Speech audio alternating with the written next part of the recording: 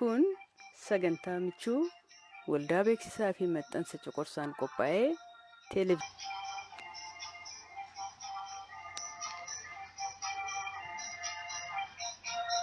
Akkam jirtu kabajamtoota daawwattoota sagantaa keenyaa. Sagantaa keenya har'aa keessatti akkuma kana dura jalqabneetti waa'ee namoota fedhii addaa qaban keessaa muraasa isaanii ilaaluudhaaf yaalla. Daa'imman saalisa sammuu qaban guddinni sammuu isaaniitii fi guddinni qaama isaanii akka umurii isaaniitti kan waliin ginne yookiin hiriyoota umurii isaaniitiin walqixa ta'anirraa haga umurii waggaa 3 yookaan waggaa 4 yaadan duubatti kan hafan rakkoo yaada isaanii ibsachuu yookiin waa yaadachuu yookaan dafanii irraanfachuu kan qaban darbee rakkoo qaamallee qabaachuu kan danda'anidha. Ijoolleen kun immoo namoota biratti akka fajajaatti yookaan immoo gowwaatti kan lakkaawwamanidha. Ijoolleen kun amala akkasii qabaachuun isaanii fedhii addaa akka qabaatan isaan taasisee jira. Haa ta'uutii ijoollee kana akka fedhii isaaniitii fi dandeettii isaaniitti isaan gargaaraan leenji'uun yookaan barachuun jiruu isaanii gaggeeffachuu danda'u.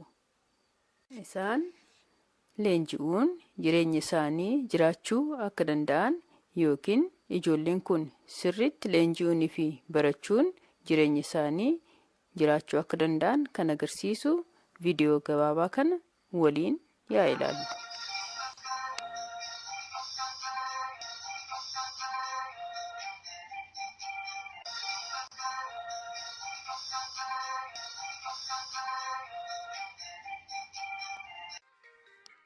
Victor nama saalisa sammuu Down syndrome jedhamu kan qabuu fi kuusaa meeshaa kana keessa kan hojjetudha.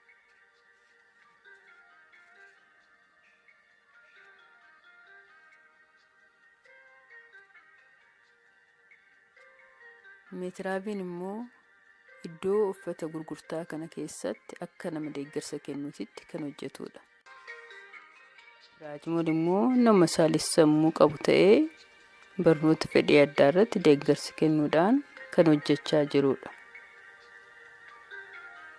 Naatiyaan immoo nama saalisa sammuu qabdu taatee hojii elektirooniksii yeroo dheeraadhaaf hojjechaa kan jirtudha.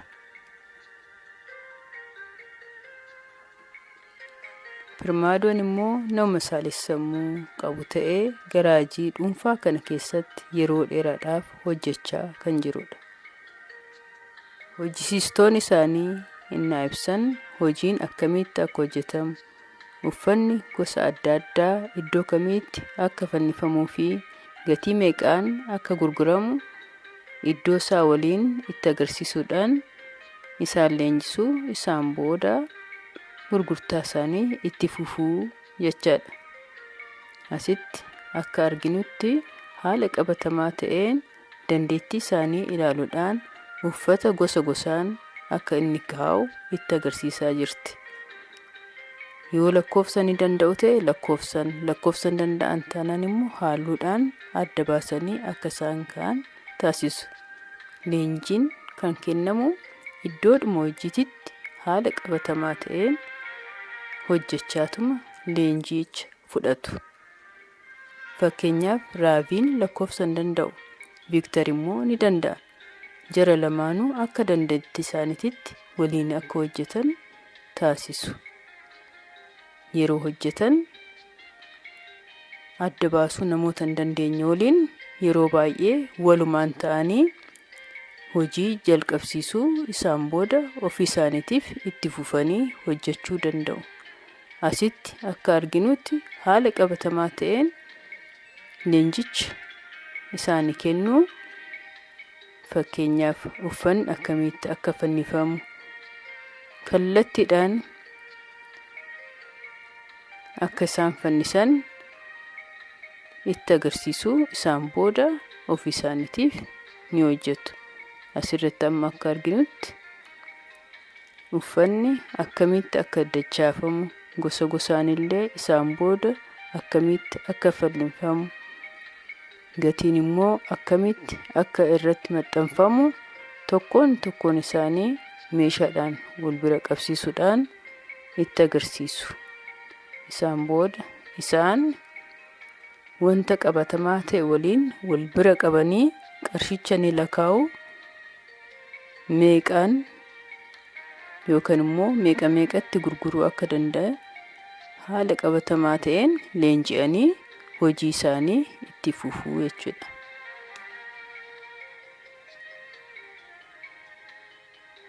Yeroo yeroon waan isaan hojjetan ni hordofna, akka isaan gabaasanillee ni taasisna. Naatiyaan amma bakka suphaa kompiitaraa kana keessatti hojicha akkamitti akka hojjechuu qabdu tokkoon itti agarsiisanii ishii leenjisu. Isaan booda ishiin ofii ishiitii of dandeessee suuta hojii ishii haalaan hojjechaa jirti. Isaan kun immoo faayila akkamitti qabachuu akka danda'an, bilbila akkamitti kaasuu akka danda'an, chaappaan akkamitti akka itti dha'amuu qabu, xalayaan akkamitti akka ergamuu danda'u,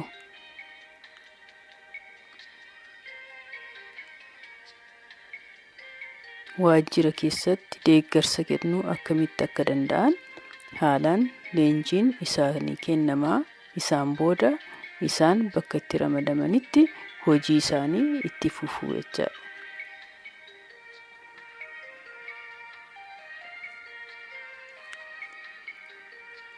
Haaluma leenji'an saniin bakka itti ramadamanitti hojii isaanii of danda'anii hojjechuu danda'u. Naatiyaan amma asitti hojii itti leenjiteen dabalatatti hojii kompiitaraallee ishii waliin qarshii galmeessuudhaan ishii gargaaraa jirti.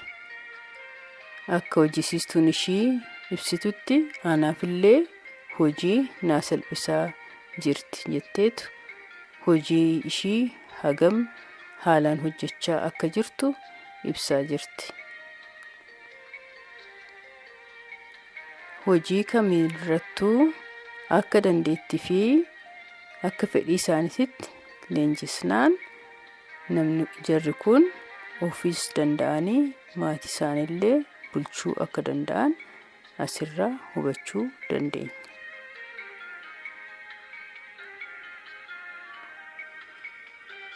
Hojii isaanii kenname tokkoof obsa gahaa kan qabanii fi waan hojjechuu qaban immoo sirriitti hubachuudhaan osoo hin nuffiin irra deddeebi'uudhaan kan hojjetanidha.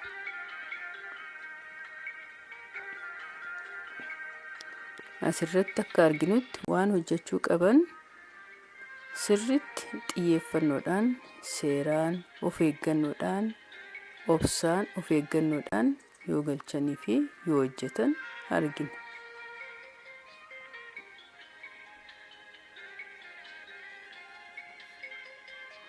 Asitti amma inni kan hojjetu akka hojjetaa barnoota fedhii addaatitti bilbilaaf deebii ni kennaa. Worksheettii barbaachisaa ta'an adda addaa ni qopheessaa, ni baay'isaa. Odeeffannoo namootaaf ni kennaa.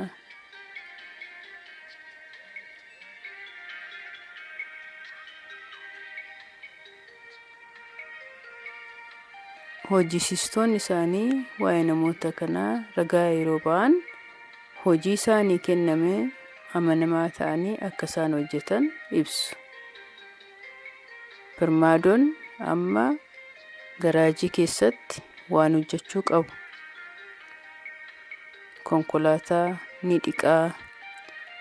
Iddoo suphuu qabamutti yoo hojjisiisaan isaa isa waliin jiru cinuma isaa taa'ee ni suphaa. Meeshaalee iddoo isaaniitti haalaan ni deebisaa. Waan hojjechuu qabu hundumaayyuu haalaan hojjechuu akka danda'u hojjisiisaan isaa ni ibsa. Amma mootorsaayikilii kana dhiqaa jira. Haalaan sirriitti qulqulleessee dhiqaa jira.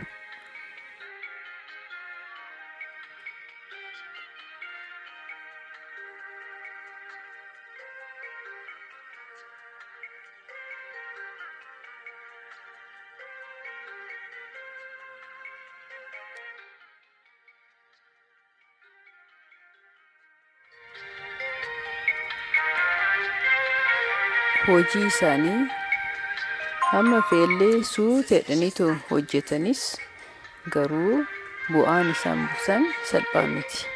Maaliif haala qulqullina qabuun hojjetu, xiyyeeffannoodhaan hojjetu, waan hojjechuu qaban irratti immoo amanamaa ta'aniitu hojjetu. Kanaaf bu'aan isaan buusan salphaa miti. Gara biraatiin namni isaan ajaju jiraates jiraachuu baates hojii isaanii sa'aatii isaanii kabajuudhaan haalaan hojjetu. Hojii isaanii jaalataniitu hojjetu.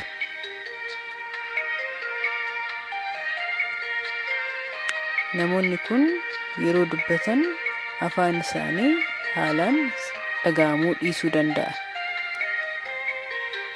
Ta'us haalaan hordofnaan yaadni isaanii nu galuu danda'a. Kanaaf akka dandeetti isaaniitti isaan leenjisuudhaan jiruu isaanii jijjiiruu dandeenya. When you compare the productivity in a long run of a regular and these children or these people, we don't lose anything much because of their sincerity and because of their dedication. So that compensates the other whatever is the shortfalls they have. He agreed that we can take more and more people, he agreed. So do you like working at Asma? Yes, I will. Yes, I like. क्या खाया? पलाव। पलाव। क्या काम करता है? काम करते हैं। क्या क्या क्या करता है? पंचा करना। Waan viidiyoo Why kana working irratti with Texa? Yes. Why? Exercise for me.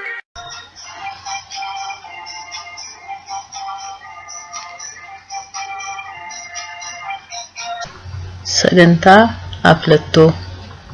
Sagantaa keenya torban darbee keessatti jechoota muraasa barannee turre. Amma isin jechoota kana yaadachuudhaaf yaala. Torban darbe waa'ee maatii keessaa jechoota abbaa, haadha, ijoollee hundi keessan yaadattanii baay'ee gaariidha. Jabaadhaa. Amma sagantaa keenya itti fufuudhaan obboleettii, obboleessa, akaakaa, akka'oo jechoota faaruudhaan barannee turre. Amma waliin jechuudhaan haa yaadannu. Abbaa koo baay'iseen jaaladhaa. Haadha koo baay'iseen jaaladhaa. Obboleettii koo baay'iseen jaaladhaa. Obboleessa koo baay'iseen jaaladhaa. Akaakaa koo baay'iseen jaaladhaa. Akka'oo koo baay'iseen jaaladhaa. Maatii koo hundaa baay'iseen jaaladhaa. Isin booda faaruu kana maatii waliin irra deebi'aatii faarsaa. Maatii keessan jaalachuu keessan itti agarsiisaa. Amma qubee qubaa afaan Oromoo akkamitti akka hojjan waliin baranna. Qubee qubaa afaan Oromoo aflattoodhaan beektu. Qubee qubaa afaan Oromoo sirriitti hojjechuun jechoota adda addaa afaan Oromoodhaan nu fayyada. Jalqaba irratti qubee qubaa yeroo hojjennu